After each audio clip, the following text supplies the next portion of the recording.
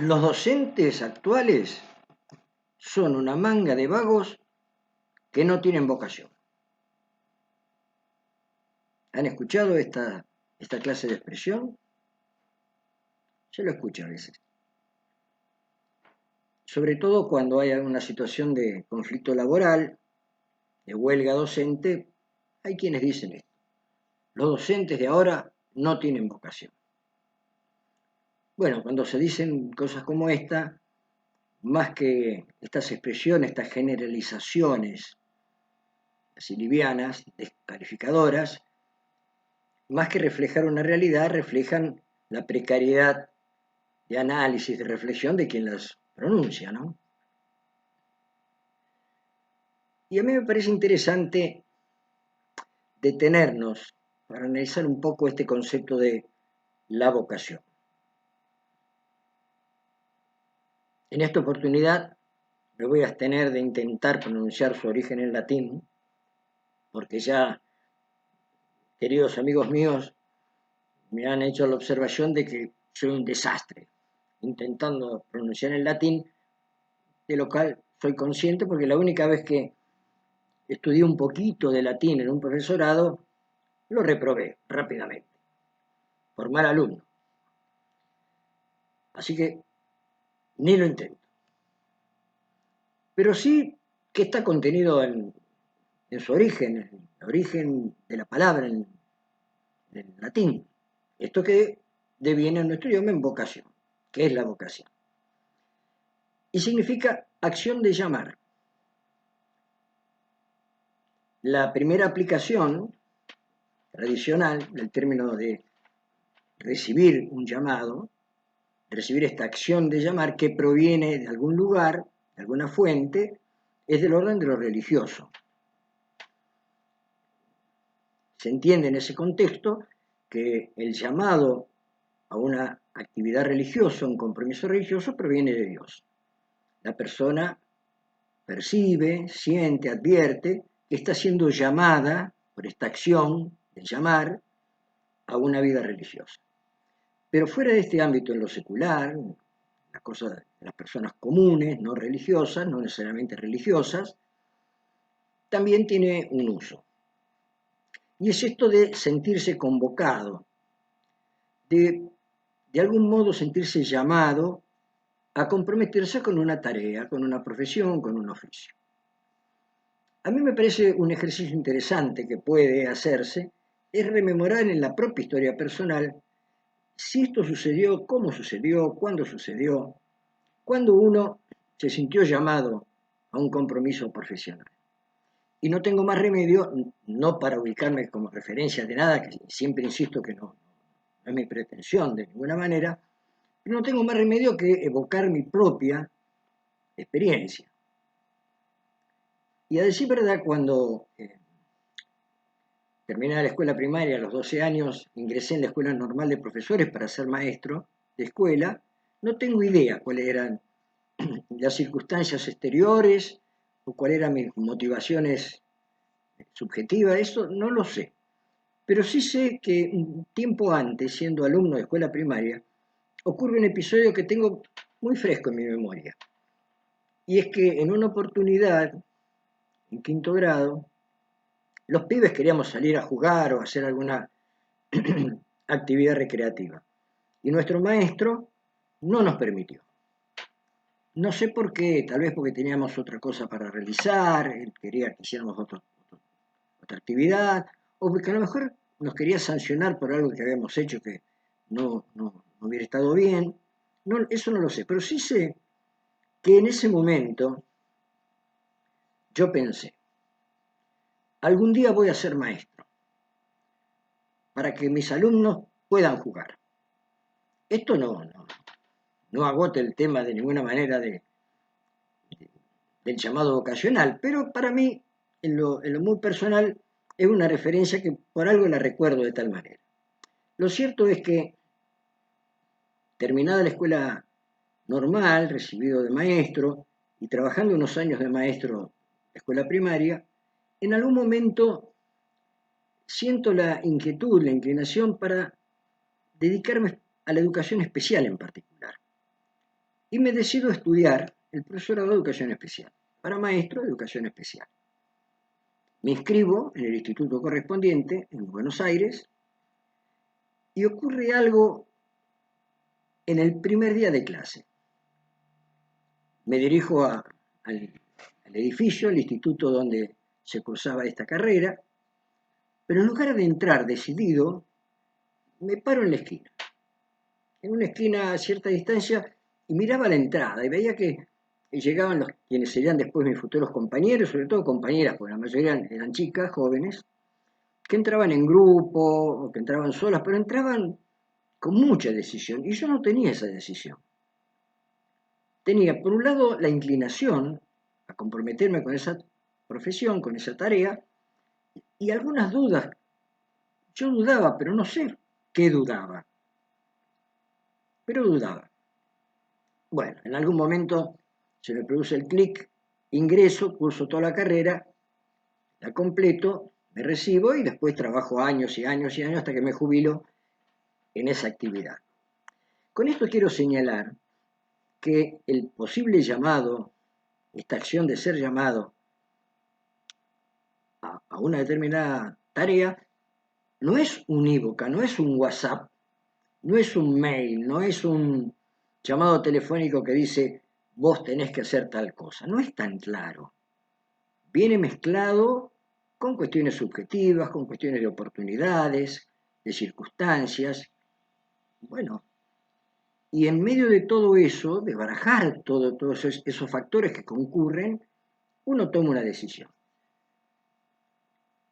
Y aún así, llegando a convencerse de que esa es la vocación de uno determinada, con el tiempo, al andar, a veces menos, a veces incluso mucho tiempo transcurrido, se da cuenta de que se equivocó, de que no era esa su vocación.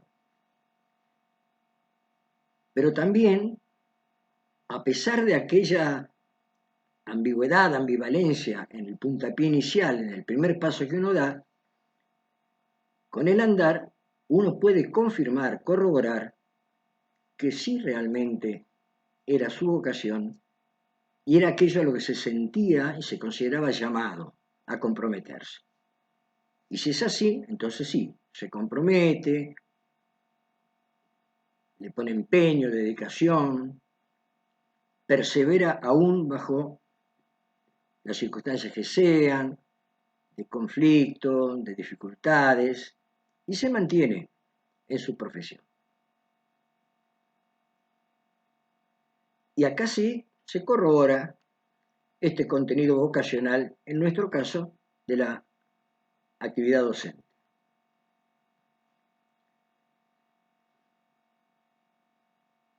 A veces uno escucha cosas tan disparatadas, tan injustas, ¿no? Porque esta cuestión vocacional da lugar a veces a aquellos señalamientos que yo mencionaba al principio, los maestros, los docentes no tienen vocación porque debaten sus condiciones laborales, justamente cuando se generan conflictos del orden de lo laboral. Pero hay algo que hay que entender. Cuando uno se decide por la docencia, no hace un voto de pobreza.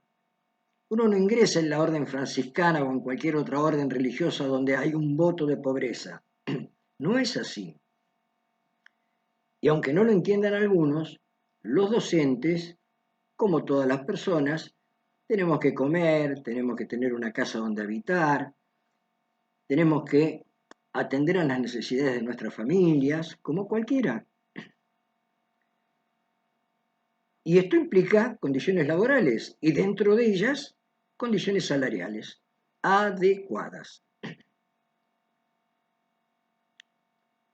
Cualquiera sabe que si se va a dedicar a la docencia no se va a llenar de plata, pero tampoco tiene que vivir en la miseria.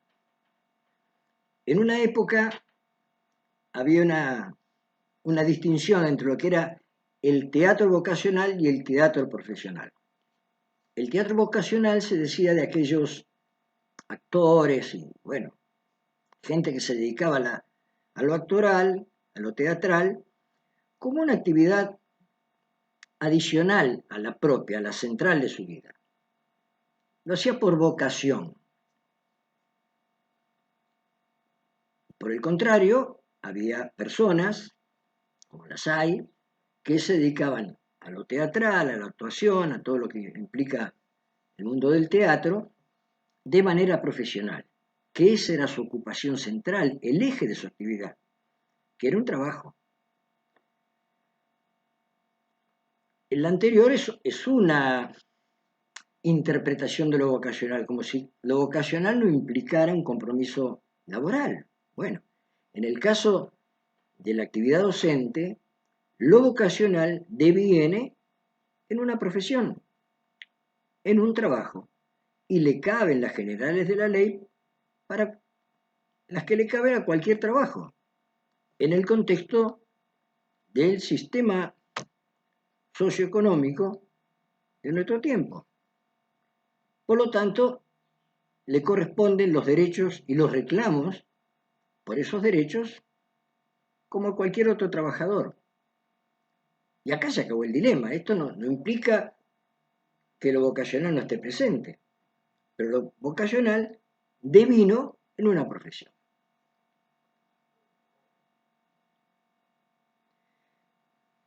A veces no se advierte, no se tiene en cuenta que muchas de las condiciones laborales de la actualidad que le caben al común de los trabajadores no han existido desde siempre.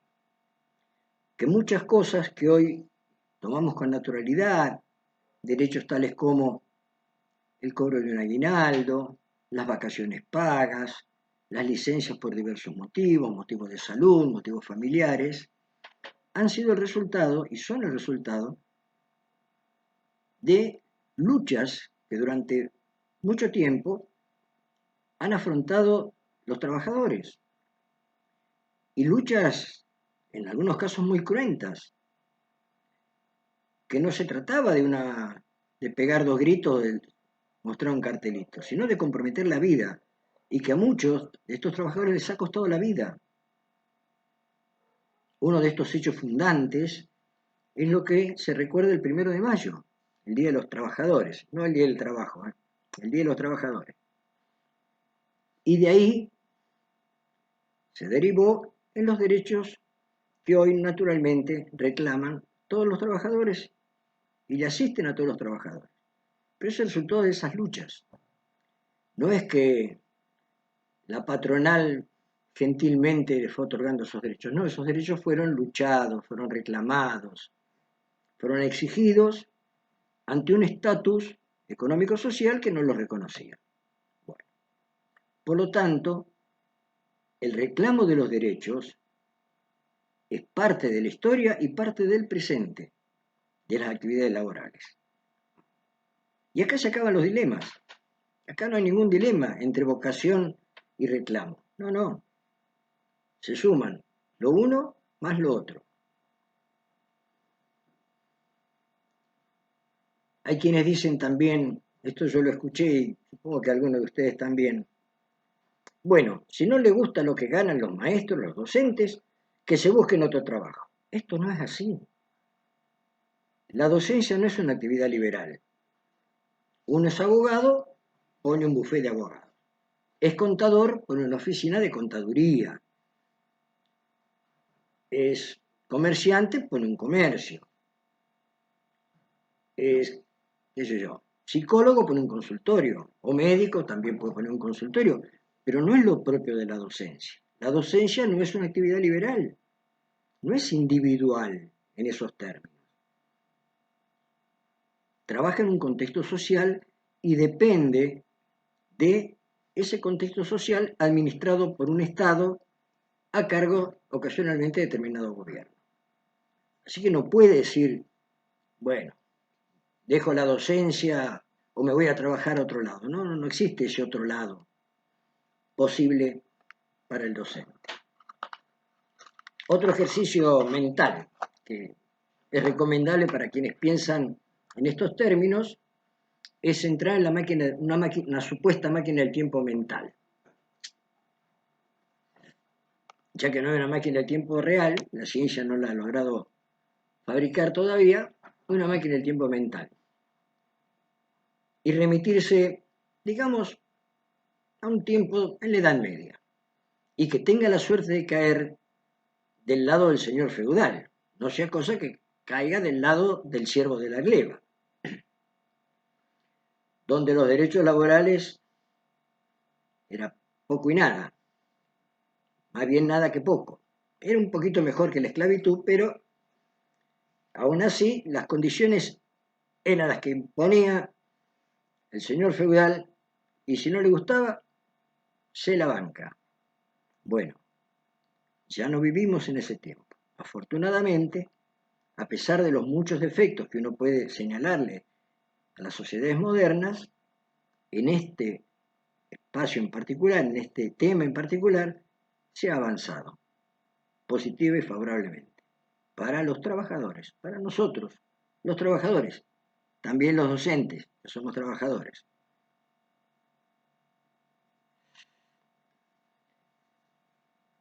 Es un hecho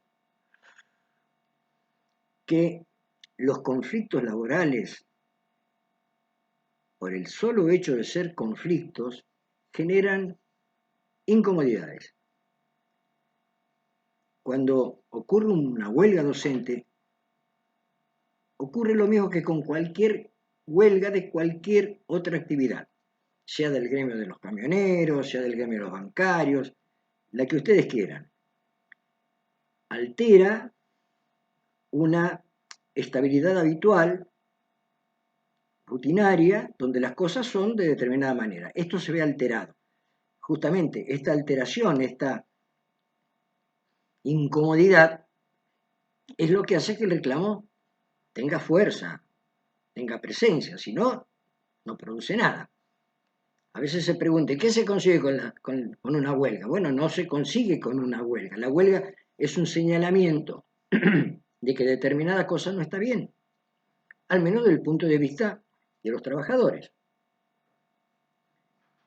Y por eso las leyes, desde hace mucho tiempo, le dan un rango constitucional. El derecho de huelga es un derecho constitucional, no es un antojo, que por supuesto, como todo derecho, tiene límites y está arreglado. Y por eso también existe lo que son las mesas de discusión paritaria, donde las partes, los trabajadores por un lado, los patronos por el otro, deben sentarse y debatir y poner en común los reclamos y la posibilidad de respuesta a los reclamos, hasta alcanzar algún nivel de acuerdo. Pero cuando no se logra ese acuerdo, o cuando pasa algo mucho peor, que sucede, sobre todo de parte del Estado, de los gobiernos, que se niega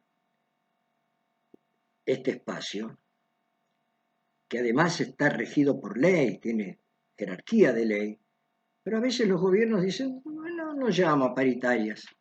Bueno, al trabajador no le queda más remedio que plantarse y plantear desde su posicionamiento el reclamo de otra manera.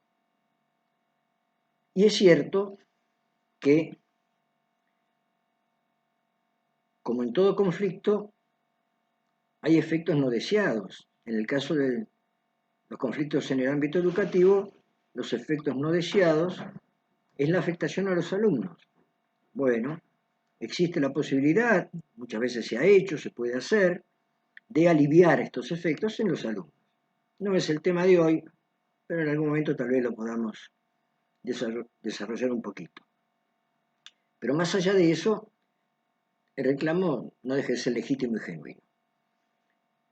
No obstante, a mí me parece importante también señalar algunas deformaciones que hay en el ámbito de la vida sindical, que yo defiendo a ultranza. Yo defiendo la importancia y la necesidad de las organizaciones sindicales, como ha sido reconocido desde hace muchos años, de muchos modos, al punto, bueno, que tiene un reconocimiento legal en nuestras sociedades modernas. Pero desde mi punto de vista hay algunas contaminaciones, diría, que no son buenas en este ambiente. Y una de ellas es la profesionalización de la actividad sindical. Compañeros que trabajan de sindicalistas y que se establecen ahí en la función dirigencial y de ahí no se mueven. ¿De qué trabajan? De sindicalistas. Yo creo que esto no es así. No debe ser así. Y como complemento de esto, la necesidad de una mayor democratización de la vida interna de los sindicatos, particularmente del nuestro, del docente. Democratización que le ponga límites a los personalismos. Y otro aspecto que yo creo que es contaminante es cuando los sindicatos se subordinan a sectores políticos, a partidos políticos. Y creo que esto también es contaminante, lo cual no implica que no tenga una mirada sociopolítica sobre la realidad. La actividad sindical necesita mirar la sociedad, mirar la realidad política, mirar la realidad económica y actuar en consecuencia, posicionarte frente a eso, pero no dependiendo de un partido político, porque ahí se deforma la función sindical, que es la de resguardar los derechos de los trabajadores, no representar intereses partidarios. Pero a pesar de estas deformaciones, esto no le quita a la actividad sindical la legitimidad y su necesidad imprescindible en las sociedades modernas.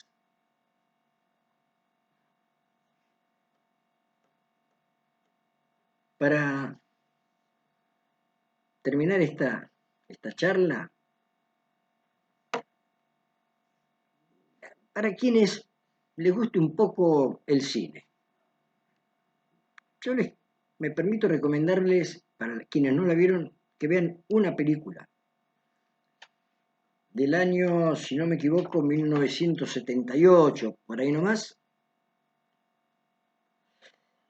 que se llama El árbol de los suecos.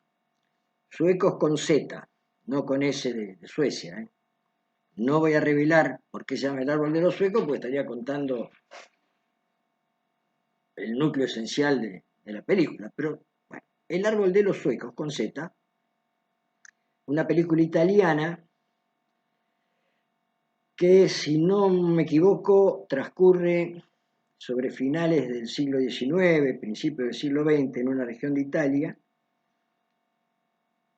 que refleja las circunstancias de los trabajadores de la época en un determinado contexto y que nos puede ayudar a reflexionar sobre este tema de las condiciones laborales, cómo eran, cómo son, cómo deberían ser, aún para aquellas profesiones como la nuestra, la de los docentes, que tienen esa impronta, ese contenido esencial de lo vocacional, de sentirse convocado y comprometido con esta actividad en particular.